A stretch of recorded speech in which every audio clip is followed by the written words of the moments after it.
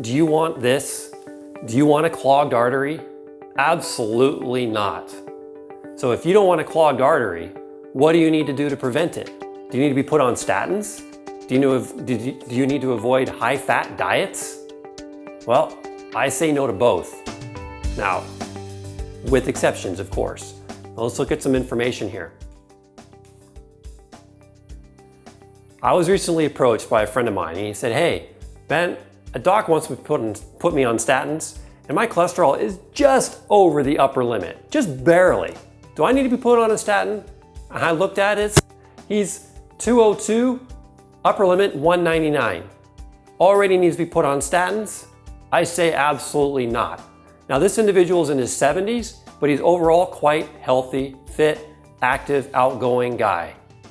So, would I put him on statins? No, I wouldn't. I think this is a disservice, and the doctor didn't even ask him what his diet was. The recommendation, go on statins and stop eating eggs. What?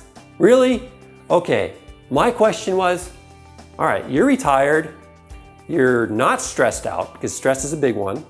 He's retired, he's stressed, he's retired and not stressed, happy-go-lucky guy. I said, what are you doing when you're watching TV and movies? I said, you got bags of chips near you? Yeah. He goes, who can't not eat a whole bag of chips in one sitting? I said, there you go. Because sugar gets put in to storage as cholesterol. Swap out your high carb snacks and go to a store and buy some organic veggies like carrots and cauliflower and snap peas, and get some hummus, get some ranch dressing, do these things and get a different snack to use that is a healthier alternative. He did it. He went to the store and he got those things. That's a huge step in the right direction. Know that carbohydrates and sugars can increase your cholesterol. Reducing eggs is not the culprit. In fact, I'm going to show you here in a second that he probably needs to eat more eggs, not less. He just needs to reduce on the carbs. Now, there's something else on this lab that is screaming out at me. Is it to you?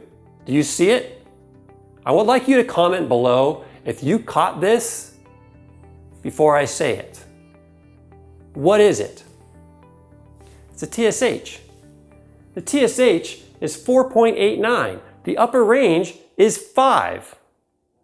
So if your metabolism is slow and a high TSH means you are potentially hypothyroid, then if you're hypothyroid, your metabolism is slow. If your metabolism is slow, you're not burning as much fuel. You're going to be colder, you're going to be constipated, your brain is going to be more sluggish, and you're going to be gaining more weight, and your cholesterol is going to be going up. Was this even brought up by his MD? No, because it fell in the normal range. I think a 4.89 is on the quite upper limit, and I would like to see a free T3 and a free T4. I advised him to go request to his doctor to order those labs. So we'll see if it happens. Because if you normalize the thyroid and you normalize the metabolism and you cut out the chips and you switch it for good healthy vegetables, that cholesterol is going to go down. Okay? That's a key point.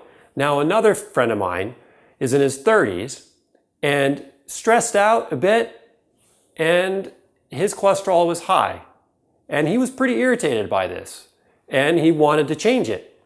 So he went to another colleague of mine, ordered a thyroid lab. His thyroids came back abnormal.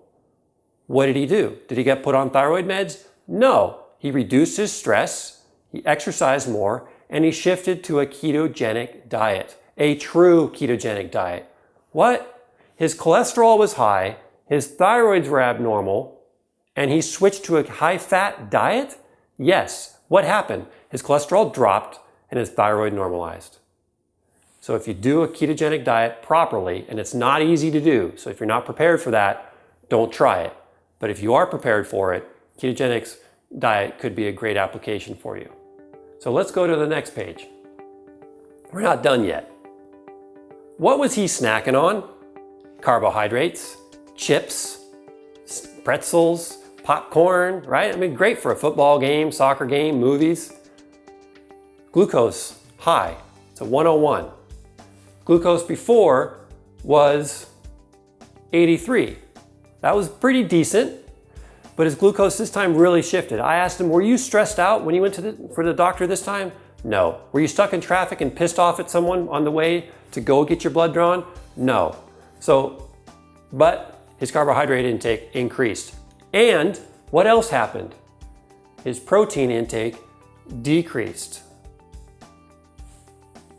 As a result of consuming more carbohydrates, he increased his sugary foods, which decreased his hunger and decreased his appetite for protein.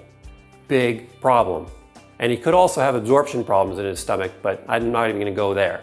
So lower protein, and the doctor recommended him to stop eating eggs. What's the perfect source of protein? Eggs. They're the perfect source of protein. Whey protein is also phenomenal if you can tolerate it. Some people are intolerant to it. So next time you go to your doctor and your cholesterol is high and they tell you to take a statin, look at your thyroid, look at your glucose, and look at your protein, and evaluate your diet, because carbohydrates and sugar are affecting your cholesterol. Yes, cholesterol is a fat, but protein and sugars are other fuels, and too much of those can also fuel your cholesterol, and a slow metabolism can increase your cholesterol as well. So simple lifestyle changes like decreasing stress, getting adequate sleep, getting mild to moderate exercise, not too intense, are very effective tools to keep your cholesterol in check. Now there's some great books below that I will link for you about how to keep your thyroid healthy, and I'll link to some other ones about ketogenic diet and some videos that I've seen and heard that could be useful for you to listen as well.